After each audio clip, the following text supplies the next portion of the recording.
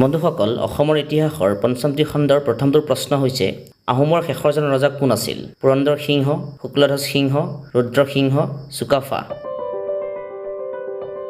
আৰু ইয়াৰ শুদ্ধ উত্তৰটো হৈছে পুৰন্দৰ সিংহ। ২ নম্বৰ প্ৰশ্নটো হৈছে চাওফা শব্দৰ অৰ্থ কি? নৃপতি, ৰজা, ব্ৰাহ্মণ, স্বৰ্গদেউ। আৰু ইয়াৰ শুদ্ধ উত্তৰটো হৈছে স্বৰ্গদেউ। ৩ নম্বৰ প্ৰশ্নটো হৈছে আহোমৰ শেষৰ ৰাজধানী ক'ত আছিল? চৰাইদেউত, যোৰহাটত, শিৱসাগৰত, গুৱাহাটীত। আৰু ইয়াৰ শুদ্ধ উত্তৰটো হৈছে যোৰহাটত। ৪ নম্বৰ প্ৰশ্নটো হৈছে অসমীয়া ভাষাত লিখা প্ৰথমখন বুৰঞ্জীৰ নাম কি? দেওধাই বুৰঞ্জী, আছাম বুৰঞ্জী, টাই আহোম বুৰঞ্জী, তুংখুঙীয়া বুৰঞ্জী। আৰু ইয়াৰ শুদ্ধ উত্তৰটো হৈছে আছাম বুৰঞ্জী। ৫ নম্বৰ প্ৰশ্নটো হৈছে আহোমসকলৰ বিবাহ পদ্ধতিক কি বুলি কোৱা হয়? বিয়া, চকলং, নিকাহ, এটাও নহয়। আৰু ইয়াৰ শুদ্ধ উত্তৰটো হৈছে চকলং। ৬ নম্বৰ প্ৰশ্নটো হৈছে শৰাইঘাটৰ যুদ্ধৰ সময়ত আহোমৰ ৰজা কোন আছিল? ৰামসিংহ, শিৱসিংহ, উদয়াদিত্য সিংহ, গদাধৰ সিংহ। আৰু ইয়াৰ শুদ্ধ উত্তৰটো হৈছে উদয়াদিত্য সিংহ। ৭ নম্বৰ প্ৰশ্নটো হৈছে কোনজন আহোম ৰজাৰ মৃতদেহ প্ৰথমবাৰৰ বাবে দাহ কৰা হৈছিল? ৰাজেশ্বৰ সিংহ, ৰাম সিংহ, গদাধৰ সিংহ, শিৱসিংহ। আৰু ইয়াৰ শুদ্ধ উত্তৰটো হৈছে ৰাজেশ্বৰ সিংহ। ৮ নম্বৰ প্ৰশ্নটো হৈছে মানৰ প্ৰথম আক্ৰমণৰ সময়ত আহোমৰ বুঢ়াগোহাঁই কোন আছিল? পূৰ্ণানন্দ বৰগোহাঁই, পুৰন্দৰ সিংহ, পূৰ্ণানন্দ বুঢ়াগোহাঁই, এটাও নহয়।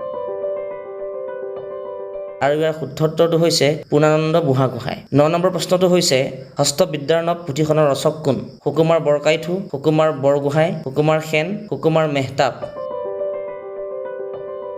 আৰু ইয়াৰ শুদ্ধ উত্তৰটো হৈছে সুকুমাৰ বৰকাইথু। ১০ নম্বৰ প্ৰশ্নটো হৈছে মিৰ্জুমলাই কেতিয়া অসম আক্ৰমণ কৰিছিল? ১৬৪৪ খ্ৰীষ্টাব্দত, ১৫৪৩ খ্ৰীষ্টাব্দত, ১৬৬২ খ্ৰীষ্টাব্দত, ১৪৩২ খ্ৰীষ্টাব্দত। আৰু ইয়াৰ শুদ্ধ উত্তৰটো হৈছে ১৬৬২ খ্ৰীষ্টাব্দত। ১১ নম্বৰ প্ৰশ্নটো হৈছে কোচ ৰজাৰ ৰাজধানী ক'ত আছিল? পশ্চিমবংগত, চৰাইদেউত, কোচবিহাৰত, শিৱসাগৰত। আৰু ইয়াৰ শুদ্ধ উত্তৰটো হৈছে কোচবিহাৰত। ১২ নম্বৰ প্ৰশ্নটো হৈছে আহোম আৰু মোগলৰ শেষৰখন যুদ্ধ ক'ত হৈছিল? কোচবিহাৰত, ইটাখুলিত, শৰাইঘাটত, গড়গাঁৱত। আৰু ইয়াৰ শুদ্ধ উত্তৰটো হৈছে ইটাখুলিত। ১৩ নম্বৰ প্ৰশ্নটো হৈছে দৰঙত কোচ ৰাজ্য স্থাপন কৰা ৰজাজন কোন আছিল? প্ৰমত্ত সিংহ, গদাধৰ সিংহ, প্ৰতাপ সিংহ, ৰুদ্ৰ সিংহ। আৰু ইয়াৰ শুদ্ধ উত্তৰটো হৈছে প্ৰতাপ সিংহ। ১৪ নম্বৰ প্ৰশ্নটো হৈছে কোনজন আহোম ৰজাই তামৰ ফলি খুদাই মাটি দান দিয়া প্ৰথাটো ৰূপায়ণ কৰিছিল? জয়ধ্বজ সিংহই, প্ৰমত্ত সিংহই, শিৱসিংহই, শুক্ৰধ্বজ সিংহই। আৰু ইয়াৰ শুদ্ধ উত্তৰটো হৈছে জয়ধ্বজ সিংহই। আজিৰ খণ্ডৰ শেষৰটো তথা ১৫ নম্বৰ প্ৰশ্নটো হৈছে বাল্যবিবাহ কৰোৱা একমাত্ৰ ৰজাজন কোন আছিল? চুহুংমুং, ৰুদ্ৰসিংহ, গদাপাণি, লৰা ৰজা।